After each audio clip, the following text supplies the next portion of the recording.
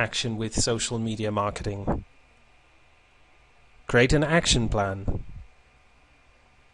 First, list out all of the accounts that you want to create at the social media sites and create them. Second, find and join relevant groups in your niche. Third, find and add friends. Fourth, participate and interact. Make sure that your participation is interesting, opinionated, and even at times controversial.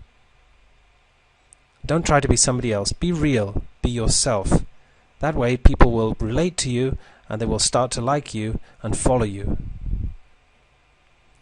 It's so important to build the relationships first before you start to sell. And don't try to hard sell people. Just include calls to action.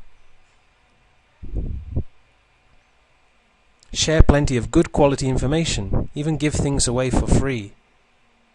Build your brand and promote yourself and your products. As you do so, you'll build recognition. You will be the obvious choice for information, for products, for services in your niche. Build a fan base. Create a readership.